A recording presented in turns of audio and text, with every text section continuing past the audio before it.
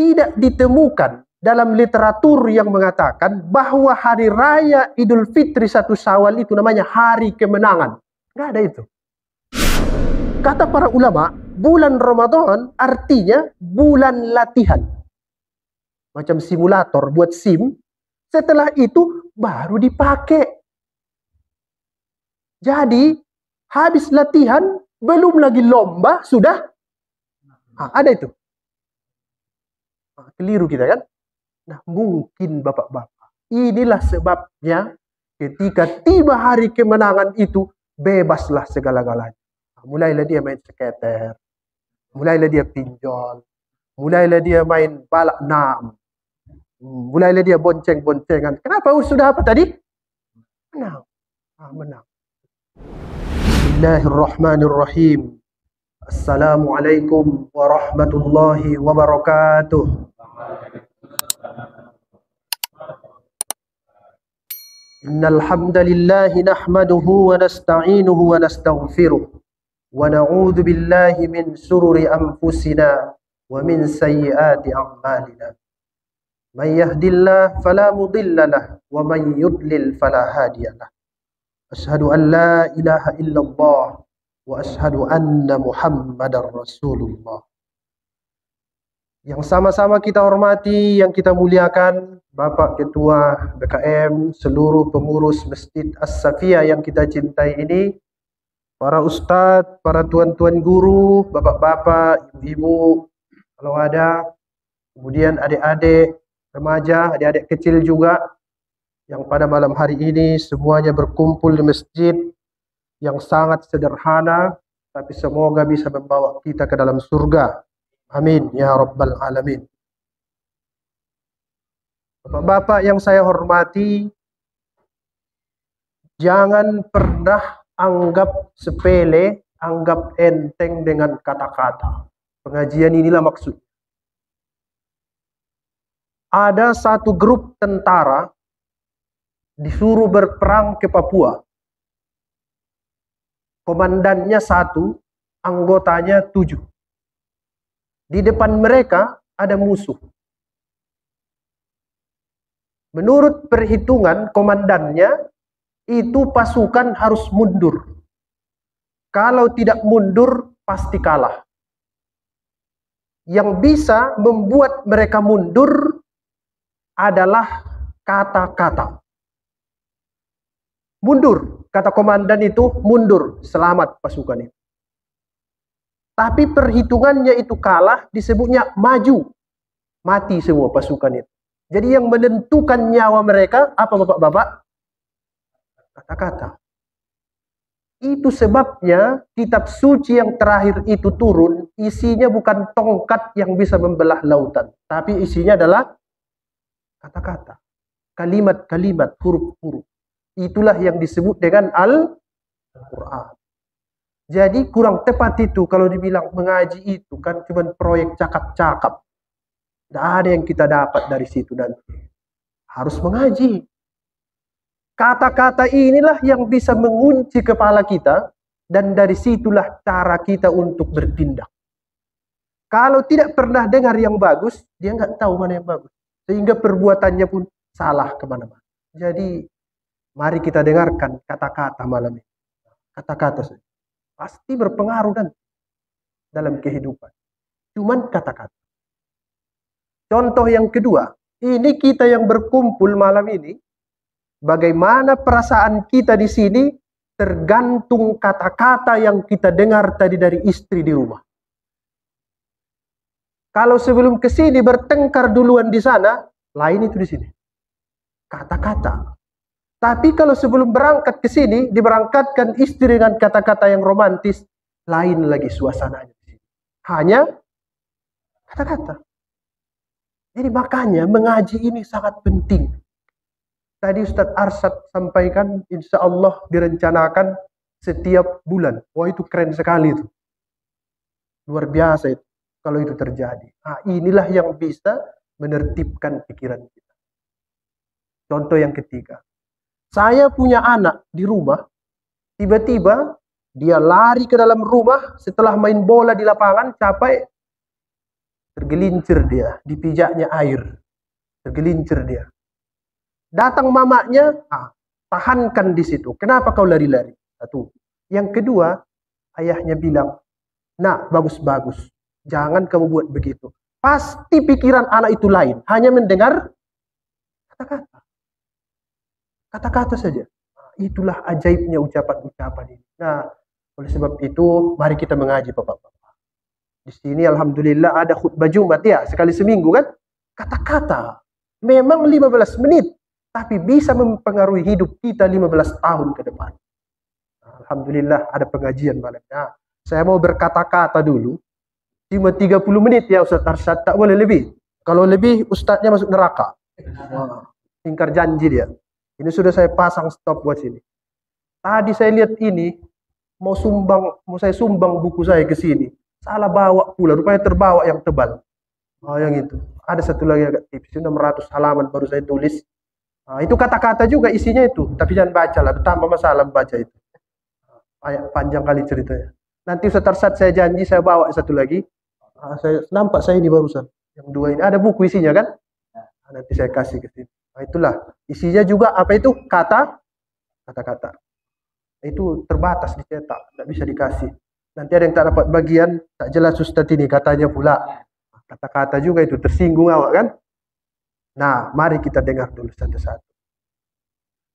Ada kata-kata, ada kalimat di negeri kita ini namanya halal bi halal. Apa itu? Apa itu halal bi halal? Bapak-bapak kalau jalan-jalan ke seluruh negeri Arab, coba ucapkan itu. Pasti bingung semua orang Arab itu mendengar itu. Jadi di mana ada itu? Di sini. Di Negara Kesatuan Republik Indonesia. Kata-kata ini, saya karena ada kewajiban-kewajiban ceramah, bicara-bicara depan orang, saya coba cari itu. Apa ini maksud kalimat ini? Saya cari dari 4 tahun yang lalu. Ini kawan saya semua, ini ustadz-ustadz ini. Di rumah saya itu, kalau disebut dengan yang online, ada 100 lebih tafsir. Tidak ada ketemu. Ngeri kali, apa ini sebenarnya? Nanti yang kita lakukan ini bersalah-salahannya semua ini kayaknya kan. Karena tidak ada kitabnya begitu. Makanya kita dengar dulu.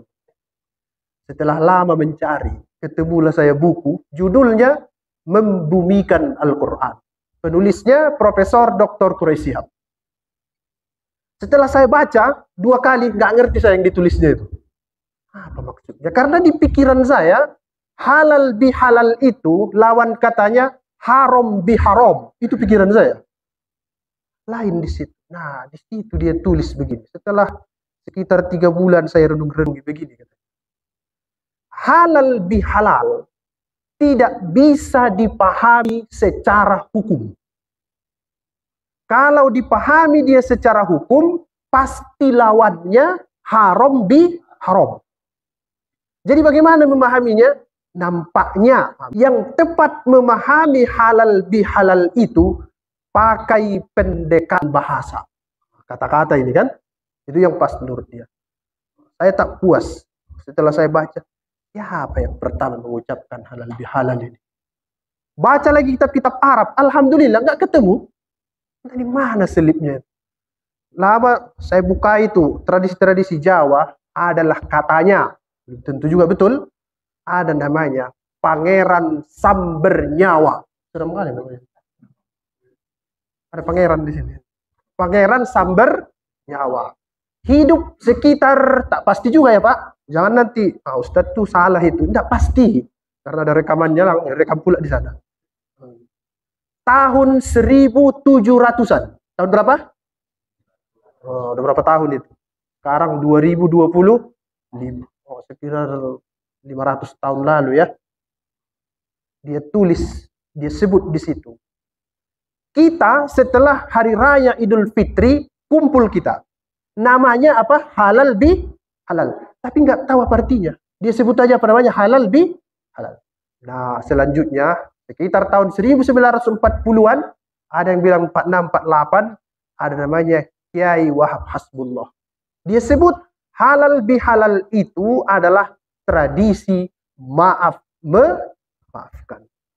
Diperkokoh oleh Insinyur Soekarno, Presiden pertama Republik Indonesia, dan sekarang masuk di dalam Kamus Besar Bahasa Indonesia.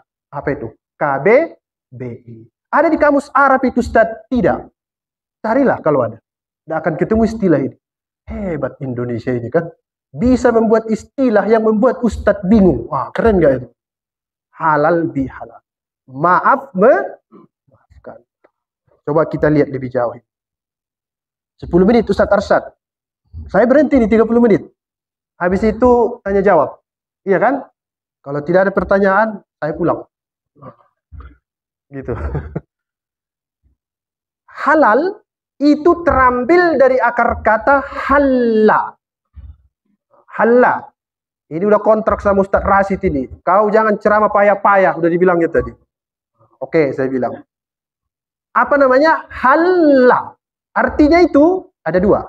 Satu, mengurai benang kusut. Ada benang, tak tahu di mana pangkalnya, tak tahu di mana ujungnya. Ini yang suka mancing tahu lah dia ini ceritanya ini. Diurai. Apa namanya? Halla. Satu. Yang kedua, mencairkan yang beku. Jadi ada es batu di bulan Ramadan itu, di toko-tokonya pakai obeng kulkas itu sampai pecah, itu namanya halla. Apa tadi itu? Mencairkan yang beku. Dari sini barulah ketemu. Nah, menurut saya bapak-bapak, adik-adik juga, adik remaja, adik kecil, anak-anak, yang dua inilah yang bisa dilakukan supaya kita ini saling memaafkan pada malam hari. Apa tadi itu? Mengurai benang hati yang kusut dan mencairkan hati yang beku. Sekali lagi. Mengurai benang hati yang kusut dan mencairkan hati yang beku. Bagaimana caranya? Saya beberapa kali ceramah halal bihalal. Urusan memaafkan ini, kalau antara bapak-bapak, mudah urusannya. Udah selesai. Tahu bapak-bapak di mana yang paling sulit cerita halal bihalal ini? Ibu-ibu. Mak-mak garis keras, payah dikasih tahu. Ibu-ibu radikal tuh berantem aja kerja terus-terusan. Kalau kita ini laki-laki, udah berantem sama ibu dirubah, minta maaf di sekali selesai kan, kita maafkan itu kan. Kalau ibu-ibu lari-lari lagi dia itu tak kemana-mana. Besok pakai makeup dia lama kali itu, biar kita marah sekali lagi. Ini jadi kita ini gampang. Tinggal urai benang kusut itu, cairkan hati yang beku, terjadilah ini saling maafkan. Satu. Nah, yang kedua yang mau saya cerita juga. Jadi bapak-bapak, tadi Ustaz Arsyad bilang menambah ilmu ya, harus begitu ini.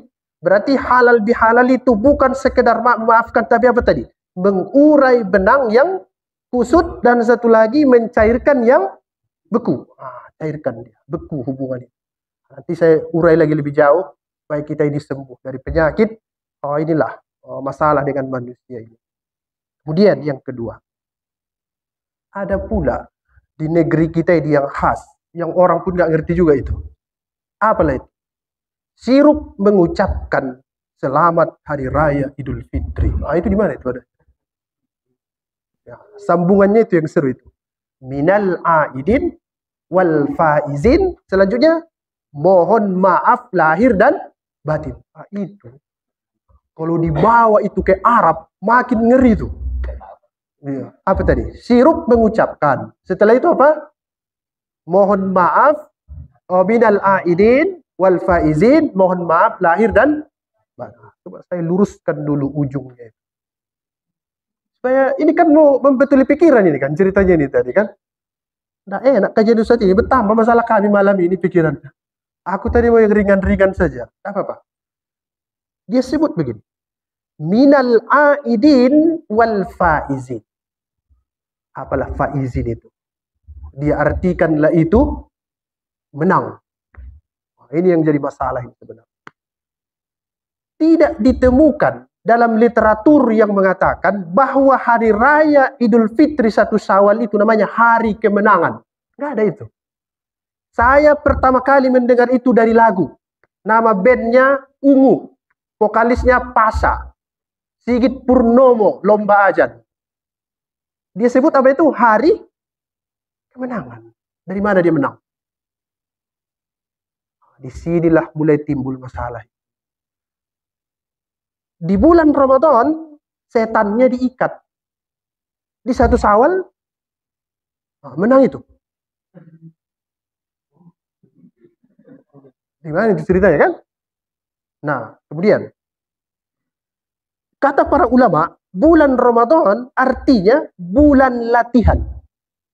Macam simulator buat SIM. Setelah itu baru dipakai.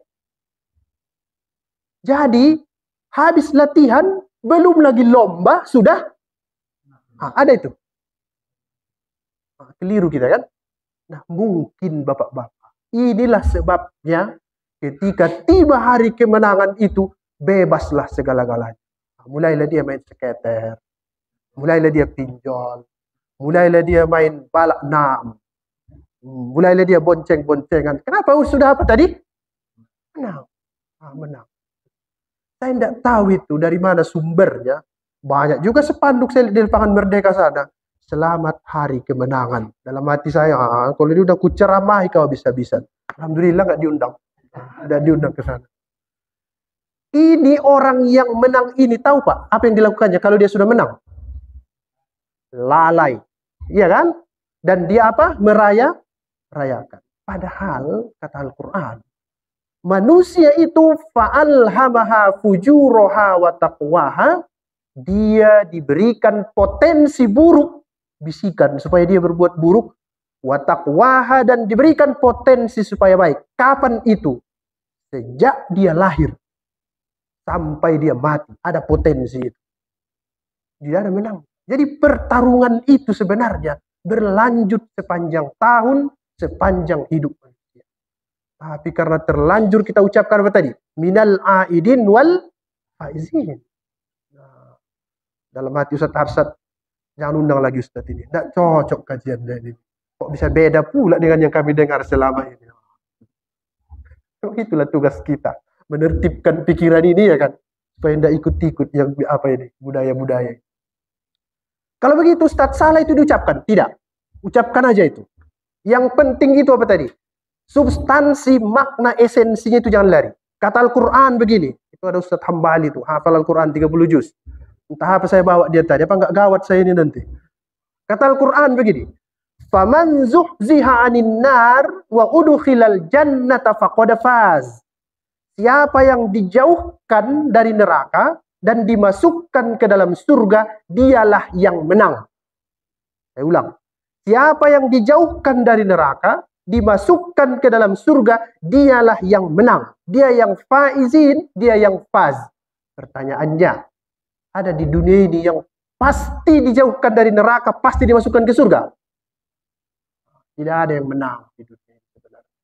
Apa maksud Ustaz mengucapkan itu? Nah, Bapak, maksud saya, lawan diri kita setiap hari. Lawan diri kita. Setiap hari, paksa dia sholat. Paksa dia bangun. Paksa dia mengaji. Paksa melakukan yang baik. Kalau tak dipaksa, hanyut. Hanyut itu, nggak ada itu kalau nggak dipaksa. Nggak apa-apa Ustaz, mengalir aja hidup ini. Itu ikan itu. Ikan yang sudah mati. Itulah itu. Kalau dia masih hidup, biarpun kecil, bagaimana dia? Lawan arus itu. Itu kalau orang tahu bapak-bapak yang ikut arus di sungai itu sampah, ikut aja mana-mana dia. Bisa begitu. Ada itu orang itu hidup ini sudah ditakdirkan Tuhan, hidup jalannya. Iya betul ditakdirkannya. Pertanyaannya, tahu nggak kau takdirmu apa? Ada tulisannya. Nah, baru dia bingung mendengar itu. Ustaz pula dilawannya kan? Ada saja lah ngelesnya itu kan. Nah, jadi berusaha terus melawan apa? Melawan diri kita. Kita lawan. Belum menang ini. Tidak ada menangnya ini. Nanti sana menang. Zuhziha 'anil nar wa udkhilal jannah. Tapi jangan gara-gara ini tahun depan tidak lagi berfoto di depan rumah melipat tangan sambil mengucapkan minal aidin wal faizin. Tetap ucapkan itu. Biarpun khas dari negeri kita ini. Kalau begitu Ustaz, apa yang harus diucapkan? Sebenarnya yang diucapkan oleh para sahabat Nabi dan disetujui oleh Nabi yang tadi diucapkan Pak BKR itu. Taqabbalallahu minna wa minkum. Mudah-mudahan Allah menerima ibadah kita selama Ramadan, mulai dari puasanya, mulai dari capeknya makan sahur, Capeknya sholat taraweh, sholat witir, sholat tahajud, sholat dua, sedekah, kasih orang bukan. Mudah-mudahan Allah menerima itu semua. Nah, jadi Pak BKM tadi, udah ustaz juga itu, udah bisa mengaji juga. Itu yang betul, yang tadi itu. Pertanyaannya, mana lebih sering bapak-bapak dengar taqabbalallahu minna wa minkum daripada sirup mengucapkan selamat Idul Fitri? Inilah masalah kita ini sekarang. Jadi kalau saran saya, ucapkanlah dua-dua. Iya kan? Nah, masih bisanya itu. Minal aidin wal faizin boleh. Tapi jangan tinggalkan yang apa tadi? Yang aslinya itu jangan tinggal. Nah, inilah dia. Minal aidin wal faizin. Taqabbalallahu minna wa minkum. Nah, dua ilmu kita. Nah, yang terakhir, Bapak sekalian. Kata Al-Quran begini. Untuk memaafkan itu, wal ya'fu wal yasfahu. Ada solat nih. Rabbighfirli warhamni wajburni warfa'ni warzuqni wahdini. Terus apa itu wa'afini? Artinya Bapak apa itu? Wa'afini itu. Kalau sehat afiyah. Kalau ini afini. Maaf ya. Nah, itu terjemah bahasa Indonesia. Artinya itu sebenarnya hapus kesalahanku. Itu artinya itu. Wa'afini artinya apa? Hapus. Gini. Saya punya selembar kertas. Kemudian saya tulis di situ. Nah, saya tulislah kesalahan di hati Bapak itu. Saya goreslah dia kan. Kemudian saya hapus. Saya hapus dia. Ada nggak bekasnya itu?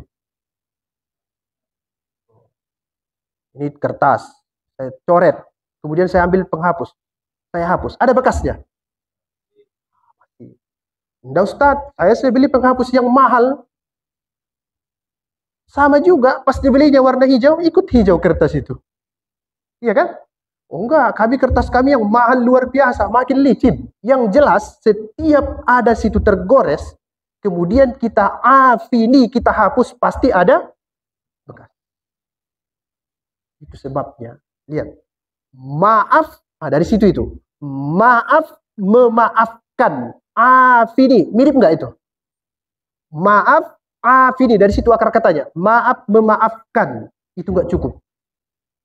Kalau cuman dihapus, goresan itu pasti ada bekasnya. Makanya nggak selesai-selesai urusan. Nggak cukup cuma dimaafkan. Mohon maaf ya, mohon maaf, nggak cukup. Itu sebabnya dalam Al-Quran dia sebut wal ya'fu wal yasfahu. Hendaklah mereka itu memaafkan wal yasfahu. Sohpun artinya lembaran ataupun halaman. Maksudnya, kata Pak Quraisy ini, jangan pakai lembaran lama yang tercoret itu untuk dihapus. Wal yasfahu, tapi bukalah lembaran yang baru. Itu dia. Disebut surah An-Nur itu. Jangan cuma yang ada bekasnya dihapus, tapi wal yasfahu, bukalah lembaran baru. Pertanyaannya Bapak, mudah atau sulit itu? Mana lebih sulit? Menghapus kesalahan orang atau membuka lembaran baru? Dua-duanya payah. Dua-duanya payah. Aku masih ingat sampai sekarang. Siapa yang pernah menempeleng aku 20 tahun yang lalu? Masih ingat aku sampai sekarang. Iya, masih ingat lagi. Itulah dia. Sudah kita hapus, tapi apa tadi? Ada bekas. Jadi ditanya orang, kau dendam sama dia? Enggak dendam, tapi ingat. Ya, dendamnya dilarang, iya kan? Tapi menghapus memorinya itu siapa yang bisa menghapus itu? Tidak mungkin lah kita ambil otak kita buang ke situ. Jangan kau ingat-ingat lagi, tidak bisa. Makanya dia sebut apa tadi? Wal yasfahu, bukan lembaran yang baru. Kita ini Bapak-bapak pasti pernah selek sama orang, siapapun itu. Pasti. Nah, melalui pertemuan malam ini jangan cuma sekedar halal bihalal, maaf memaafkan, tapi bukalah lembaran yang baru. Payah itu Ustaz, payah. Keluar pintu masjid itu dan lain-lain itu nanti ceritanya. Inilah dia. Tapi kalau berhasil kita itu, inilah salah satu ciri orang yang mendapat Lailatul Qadar. Pak Ustadz, kenapa itu payah? Kata Al-Quran begini.